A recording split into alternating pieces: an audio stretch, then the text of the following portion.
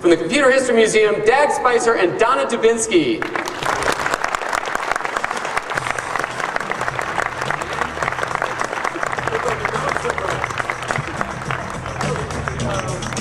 Yeah, around there, like that. Just like we did in rehearsal.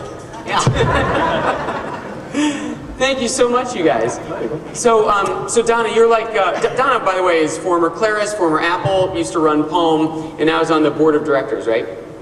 Yeah, the board of trustees for the museum. Board of trustees for the museum. And so, now, forgive me for my ignorance, but I always thought the Computer History Museum was in Boston. Well, it started out in Boston. In 1979, they created the Boston Computer Museum. Anybody ever been there? Yeah? Well, it's not there anymore, so I hope you haven't been lately. So they started out by Gwen and Gordon Bell founded it, and they started it with a history mission of collecting these amazing artifacts of the information age. And then it sort of veered off course a little. It became more of a children's science museum. And so a few enterprising West Coasters came in and said, you know, maybe we should try to save the collection. And they managed to relocate the historical collection to the West Coast. The Boston Computer Museum ended up sort of splitting into two. The collection came out here, and then the science exhibits went to the Boston Museum of Science, so that museum closed down. And we separated the history part and created the Computer History Museum in 1999 as a separate nonprofit. And we got our own building in 2004. If you haven't, anybody been there? Yeah, okay, a couple of you. And it's down in Mountain View on Shoreline and 101 and has regular open hours. If you look up computerhistory.org, you can find it. And I think the thing that's amazing about it is it's a unique institution. It is the only museum in the world focused on the history of computing.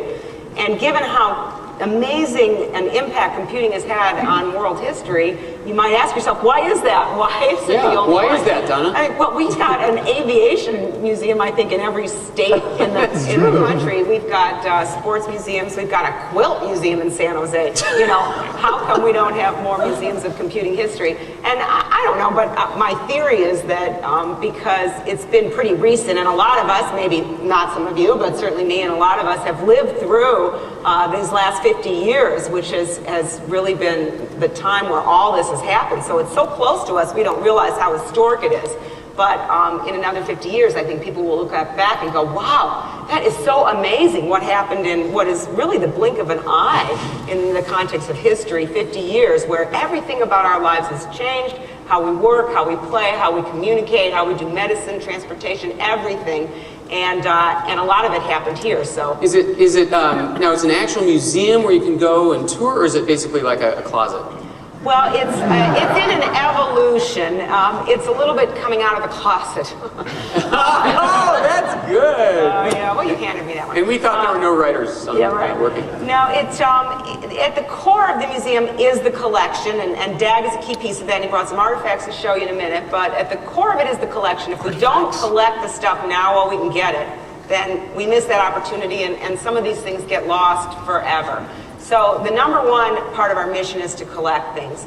We also have lots of programs. We have a Fellows Award ceremony where we honor pioneers. We have a video history project where we take oral histories. We've got, a restoration project. We've got a PDP-1 up and running with Space War and everything, so that's very cool. You can play when you come. Lots of programs. And then the third leg of the stool is the displays and exhibits.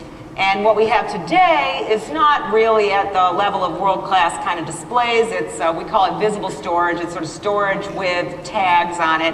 And it's best to see that with a docent. We do have regular docent-led tours. You can go through it. But we're approaching our next step in the museum's evolution, which is real exhibits open to the public, regular hours. We're working on the timeline of computer history. It'll open in late 2009, right? Late 2009, a major exhibit, and I think will be a place that will become really a central place in Silicon Valley and for visitors from here as well as around the world. Very cool. And so, Dag, you're the curator, right? Yeah. You're the guy in charge of the computer.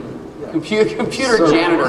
Nice. I brought a few little goodies here. Oh, yeah. Just move the table up a little. Do you have, Can I just say a word to James? We need to talk to him. Yeah. Yeah. You are now the second biggest computer distributor.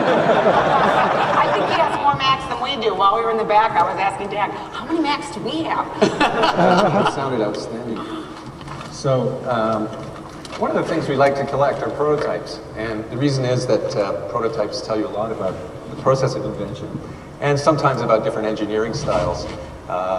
DEC, IBM, Apple all have very different ways of doing things, both hardware and software. So what I have here is the original Macintosh prototype, wire wrap prototype number 4. This was wired by Burrell Smith and 2 or 3 other people. And the donor was Andy Hirschfeld.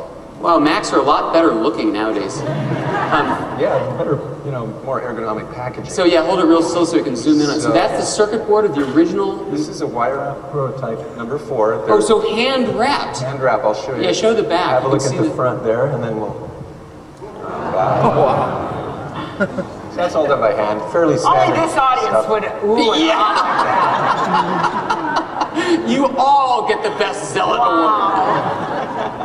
So it's really exciting to see the germ of the Mac in these little, very modest-looking engineering prototypes that were thrown together, using fairly standard parts.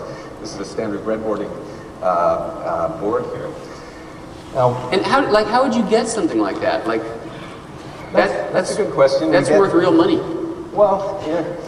We try not to put values on artifacts because in a way, something like this, how would you? But It's priceless. Priceless. it really is. But for everything else, there is MasterCard.